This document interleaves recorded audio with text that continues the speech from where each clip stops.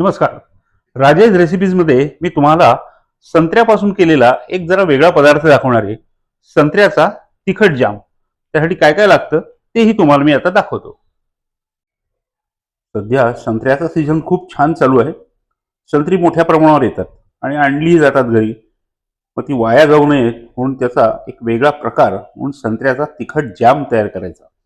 हा जॅम करण्यासाठी यातल्या फोडी काढून घ्यायच्या, त्यातला गर काढायचा आणि प्रोसेस करताना त्या संत्र्यांच्या सालाचे झेस्ट काढायचे, ऑरेंज झेस्ट.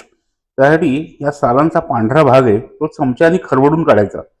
त्यासाठी ही संत्र्यांची सालं पाण्यामध्ये एक साधारण तासभर ठेवून द्यायची, म्हणजे पांढरा भाग निघून जातो आणि आपल्या जॅमला फ्लेवर खूप छान येते. तर कसा करायचा हा जॅम ते बघूया. आपल्या संत्र्यांचा गर काढून झालेला आहे.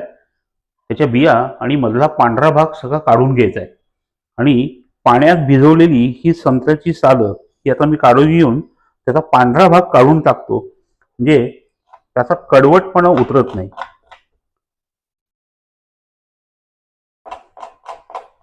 फार थोडं लागतंय, फार लागत नाही, कारण त्याची फ्लेवर खूप छान उतरते सगळ्या जॅम मध्ये. त्याला ऑरेंज झेस्ट म्हणतात.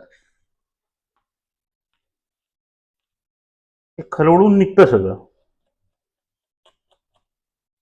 त्या सालामध्ये फ्लेवर खूप छान असते आणि सी विटॅमिन पण भरपूर असतं.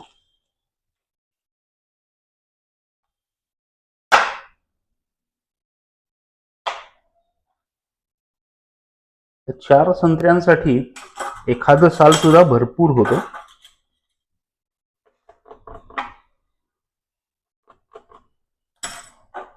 याचे बारीक बारीक उभे ज्युएलेन्स तयार करून घेतो.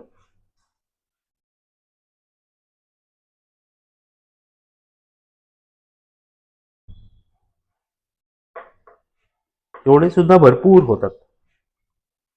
संत्र्याची फ्लेवर त्यामध्ये छान येते.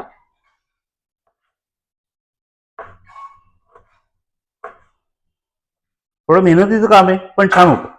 टेस्ट मस्त असते आणि काहीतरी एक वेगळा प्रकार आपल्याला खायला मिळतो. संत्र्याच्या सालांचे काप, छोटे काप, आतला पांढरा भाग काढून केलेले. आता पुढे आपण त्याचा जॅम कसा करायचा ते बघू. पुढची प्रोसेस अगदी सोपी आणि थोड्या वेळाची आहे. गॅस आपण सुरू केलाय. त्यामध्ये संत्र्याचा हा पल्प किंवा संत्र्याचा गर सगळा घालणार आहे. त्यामध्ये हे ऑरेंज झेस्ट आणि ही चार संत्री आहेत लहान, साधारण 1.5 चमचा प्रत्येकाला, म्हणजे 6 चमचे मी साखर यात घालणार आहे.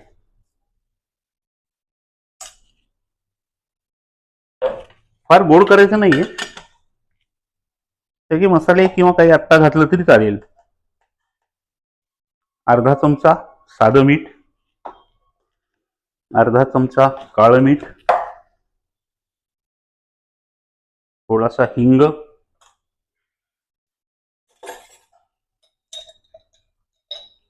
पाव चमचा जिरेपूड,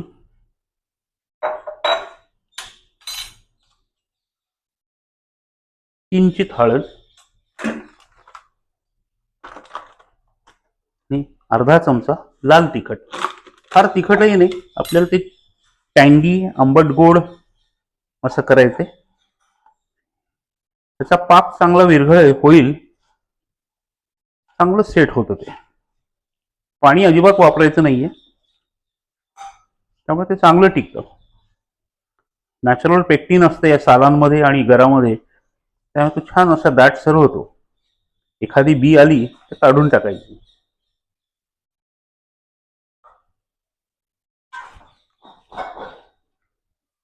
त्याची चव आपल्याला पाहिजे तेवढी आंबट गोड तिखट आपण याप्रमाणे करू शकतो. त्याचा रस आता निघायला सुरुवात झाली. याची प्रोसेस करून घेतो आणि फायनल स्टेजला कसं होतं ते दाखवतो. आपल्या संत्र्यांची टँगी अशी गोड चटणी किंवा असा तिखट जॅम तयार झालाय. हा साधारण इतपत घट्ट झाला की गॅस बंद करायचा आणि काढून ठेवायचा. हा जॅम थोड्या वेळाने चांगल्यापैकी सेट होतो. तो स्प्रेड करता येतो. पराठा, टोस्ट, ब्रेडला लावून कसंही तुम्ही खाऊ शकता.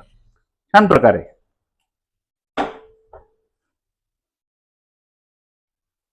अगदी वेगळ्या चवीचा संत्र्याचा चटपटीत असा हा जॅम तयार आहे. टेस्टला खूप छान लागतो.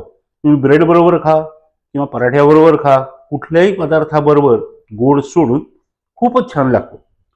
करून बघा, आवडेल तुम्हाला नक्कीच. मुलं मग ती अगदी उड्या मारत खातात, फार तिखट नसल्यामुळे. मग त्याची टँगी आणि थोडीशी मसालेदार चव एकदम छान जाते. नक्की करून बघा.